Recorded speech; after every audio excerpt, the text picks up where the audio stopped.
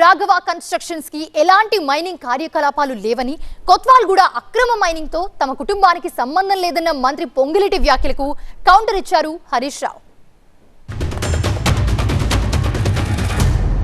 సుమారు 20 సంవత్సరాల క్రితం కుమార్ రాజ్ అనే అతను అక్కడ క్రషర్ నడుపుకుంటున్నాడు. ఆ ల్యాండ్ లో అతనికి చిన్న హౌస్ ఉంటుంది. పవర్ కు సంబంధించిన బిల్లులు ఉంటాయి. ఇయాల్ట బిల్లులు కావాయి. ఎప్పటి నుంచో వస్తున్న కరెంటు బిల్లులు ఇతరత్ర అన్ని ఫుల్ ఎస్టాబ్లిష్మెంట్ అయి ఉంటుంది. దీనికి రాఘవ కన్స్ట్రక్షన్స్ కి ఏమి లింకు కలుపుతాడంటే, మోకాలకి బోడిగుండుకి లింక్ వేసి ఇది రాఘవ కన్స్ట్రక్షన్ కి సంబంధం ఉంటుంది అంటాడు.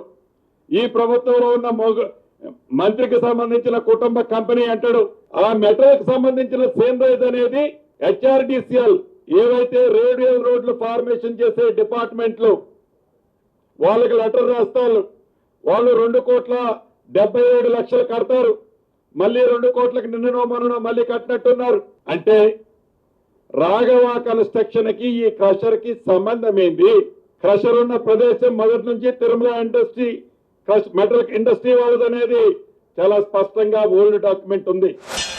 అరే మా మంత్రి గారి కంపెనీ రాఘవ కన్స్ట్రక్షన్ లో జరిగిన అవినీతిని, అవకతవకల్ని మా అధికారులే గుర్తుపట్టారు. మీరేం బయటకు తీయలే ప్రతిపక్షము. మా అధికారులు మేమే గుర్తుపట్టినాం, మేమే పెనాల్టీ వేసినాం, మేమే పైసలు కట్టించినామని ముఖ్యమంత్రి శాసనసభలో స్పష్టంగా చెప్పారు. ఇది ఇల్లీగల్ మైన్, అనుమతులు లేకుండా నడుపుతున్న మైన్ అని 4 శాఖల అధికారులు రాఘవ కన్స్ట్రక్షన్కు నోటీస్ ఇచ్చారు. అంటే ఇప్పుడు 4 శాఖల అధికారులు చెప్పింది తప్ప, పొంగులేటి చెప్పింది తప్ప, ముఖ్యమంత్రి గారు అసెంబ్లీలో చెప్పింది తప్ప, ఈ బాంబులేటి చెప్పింది తప్ప. నీ మైనింగ్ మంత్రే లేచి రాఘవకు అనుమతులు లేవు, రాఘవ అనుమతుల కోసం ఢిల్లీకి అప్లై చేసిందని చెప్తే అసలు రాఘవకు మైనే లేదని నువ్వు అసెంబ్లీలో లేచి ఎందుకు చెప్పలేదు? నువ్వు అసెంబ్లీలో ఉన్నావు కదా, నా పక్క సీట్లనే కూర్చున్నావు కదా, మరి ఆ రోజు ఎందుకు లేవలేదు? 12 రోజులకు గుర్తొచ్చిందా నీకు మైన్ లేదని?